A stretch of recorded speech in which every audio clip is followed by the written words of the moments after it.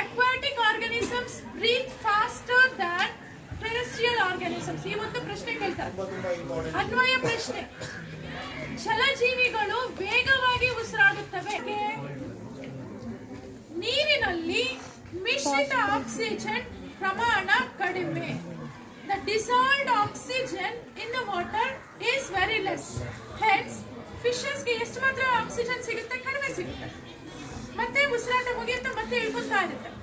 But ನಾವು ಹಂಗಲ್ಲ, ನಮಗೆ 21% ಗಾಳಿನಲ್ಲಿ ಆಕ್ಸಿಜನ್ ಇದೆ. 21% it is completely pure oxygen in the atmosphere. We will get plenty of oxygen. ನಮ್ಮ ಉಸಿರಾಟ ನಿಯಂತ್ರಣದಲ್ಲಿ ನಿಧಾನಗತಿಯಲ್ಲಿ ನಡೆಯುತ್ತೆ, ಆದರೆ ಜಲಜೀವಿಗಳಲ್ಲಿ ವೇಗವಾಗುತ್ತೆ. ಕಾರಣ ನಮಗೆ will get plenty of oxygen, ನಮಗೆ ವಿರಾಳವಾಗಿ ಆಕ್ಸಿಜನ್ ಸಿಗುತ್ತೆ. ನೆಲಜೀವಿಗಳಿಗೆ, ಜಲಜೀವಿಗಳಿಗೆ ಕರಗಿರುವಂತಹ ಆಕ್ಸಿಜನ್ ಪ್ರಮಾಣ ಕಡಿಮೆ. ಕರಗಿರೋ ಆಕ್ಸಿಜನ್ ಪ್ರಮಾಣ ಕಡಿಮೆ. ಕ್ಲಿಯರ್? ಇಷ್ಟು application questions. All aquatic animals ಎಂತ ಆಮ್ಲಜನಕನ ಅಬ್ಸರ್ವ್ ಮಾಡ್ಕೊಳ್ತಾವ? ಡಿಸಾಲ್ವ್ಡ್ ಆಕ್ಸಿಜನ್ ಅಂದ್ರೆ ಕರಗಿರ್ತಕ್ಕಂಥ ಆಕ್ಸಿಜನ್ ಮಾತ್ರ ಇಟ್ಕೊಳ್ತಾವ. ಏನ್ ರೀಸನು? ಅವುಗಳಿಗೆ ಉಸಿರಾಟ ಮಾಡೋದಕ್ಕೆ ಇರ್ತಕ್ಕಂಥ ಆರ್ಗನ್ಸ್ ಯಾವುದು? ಗಿಲ್ಸ್ ಇರುತ್ತೆ. ಗಿಲ್ಸ್ ಅಬ್ಸಾರ್ಬ್ಡ್ ಆಕ್ಸಿಜನ್ ಅನ್ನ ಮಾತ್ರ ಅವೇನಾಗ್ತವೆ ತಗೊಳ್ತವೆ. ಅದಕ್ಕೋಸ್ಕರನೇ ಎಲ್ಲ ಅಕ್ವಾಟಿಕ್ ಅನಿಮಲ್ಸ್ ಮೇಜರ್ ಆಗಿ ಕರಗಿರ್ತಕ್ಕಂಥ ಆಕ್ಸಿಜನ್ ಅನ್ನು ನಾವು ಇಂಟೇಕ್ ಮಾಡ್ಕೊಳ್ತೀವಿ. The last concept, ವಿಸರ್ಜನಾಂಗ ವ್ಯೂಹ, ಎಕ್ಸ್ಕ್ರೇಟರಿ ಸಿಸ್ಟಮ್. ಎಕ್ಸ್ಕ್ರೇಟರಿ ಸಿಸ್ಟಮ್ ಏನ್ ಮಾಡುತ್ತೆ? Again purification of the blood. How the blood is purified? Clean ಆಗಿ ಕೊಟ್ಟಿದ್ದಾರೆ. Nitrogenous waste will be removed by the kidneys.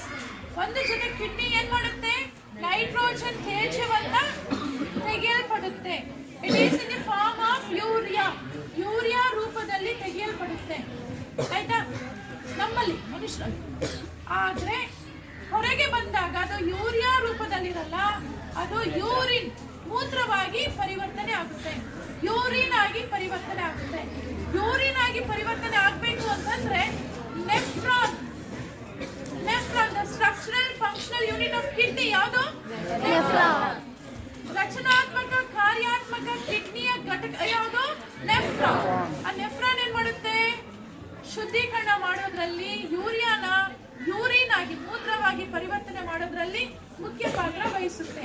ಏನ್ ಮಾಡುತ್ತೆ ಇಲ್ಲಿ ನೋಡಿ, ಮೇಲ್ಭಾಗಕ್ಕೆ ಬಂದ್ರೆ ಬೋಮೆನ್ಸ್ ಕಪ್. ಬೋಮೆನ್ಸ್ ಕಪ್ ಅಂತ ಇರುತ್ತೆ ಅಲ್ವಾ? ಬೋಮೆನ್ಸ್ ಕಪ್ ಒಳಗಡೆ ಏನಿರುತ್ತೆ? ಗ್ಲಾಮರುಲಸ್. ಗ್ಲಾಮರುಲಸ್ ಅಂತ ಇರುತ್ತೆ. ಗ್ಲಾಮರುಲಸ್ ಅಲ್ಲಿ ಏನ್ ಬರುತ್ತೆ? ರಕ್ತ ವೇಗವಾಗಿ ಒತ್ತಡದಲ್ಲಿ ಹರಿಯುತ್ತೆ. The blood flows with high pressure. High pressure, ಅತಿ ಒತ್ತಡದಲ್ಲಿ ಫ್ಲೋ ಆದಾಗ ಅಲ್ಲಿ ಏನಾಗುತ್ತೆ? RBC ಯಾವುದು ಒಳಗಡೆ ಫಿಲ್ಟರ್ ಆಗಲ್ಲ. ಬರೀ ನೀರು ಮತ್ತು ನೈಟ್ರೋಜನ್ ತ್ಯಾಜ್ಯ, ಸ್ವಲ್ಪ ಪ್ರಮಾಣದಲ್ಲಿ ಲವಣಗಳು, ಸಾಲ್ಟ್ಸ್, ಅಷ್ಟು ಮಾತ್ರ ಫಿಲ್ಟರ್ ಆಗಿ ಎಲ್ಲಿ ಬರುತ್ತೆ? ಹೆನ್ಲಿಸ್ ಲೂಪ್, ಡಿಸ್ಟಿಲ್ ಕನ್ವಲ್ಯೂಟೆಡ್ ಟ್ಯೂಬಲ್, ಆಮೇಲೆ ಹೆನ್ಲಿಸ್ ಲೂಪ್ಗೆ ಬರುತ್ತೆ. ಓಕೆನಾ? ಇಲ್ಲಿ ಬಂದ ಮೇಲೆ ಅಲ್ಲೇನಾಗುತ್ತೆ?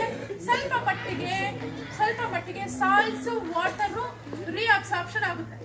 ಫಸ್ಟ್ ಏನಾಯ್ತು? ಗ್ಲಾಮರುಲರ್ ಫಿಲ್ಟ್ರೇಷನ್, ಫಿಲ್ಟರ್ ಆಗುತ್ತೆ. ಬೋಮೆನ್ಸ್ ಕಪ್ ಅಲ್ಲಿ ಫಿಲ್ಟರ್ ಆಗುತ್ತೆ. ಸೆಕೆಂಡ್ ಏನಾಗುತ್ತೆ?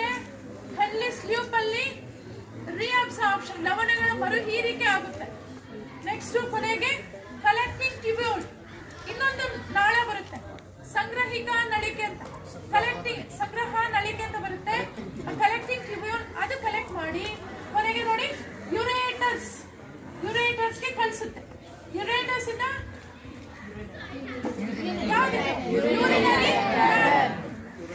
ಮೂತ್ರ ಕೋಶಕ್ಕೆ ಬರುತ್ತೆ. ಮತ್ತೆ ಕೊನೆಗೆ ಯುರೇತ್ರ ಇಂದ ಹೊರಗಡೆ ಬರುತ್ತೆ. ಸೊ ಇಲ್ಲಿಗೆ ಮನುಷ್ಯನಲ್ಲಿ ನೈಟ್ರೋಜನ್ ತೇಜ ಬಂತು. ಸಸ್ಯಗಳಲ್ಲಿ ಏನಾಗುತ್ತೆ? It is in the form of resin. It is in the form of storage in a large vacuum, dropping the leaves in the form of latex, in the form of gums, and old xylem ಅಲ್ಲಿ ಶೇಖರಣೆ ಆಗುತ್ತೆ. ಸಸ್ಯಗಳಲ್ಲಿ ಹಳೆ ದೊಡ್ಡ ಗಾತ್ರದ xylem ಅಲ್ಲಿ ಸಂಗ್ರಹಣೆ ಆಗುತ್ತೆ. ರಸದಾನಿಗಳಲ್ಲಿ ಸಂಗ್ರಹಣೆ ಆಗುತ್ತೆ. ಎಲೆಗಳನ್ನು ಉದುರಿಸೋದ್ರಿಂದ, ಹಣ್ಣುಗಳನ್ನು ಉದುರಿಸೋದ್ರಿಂದ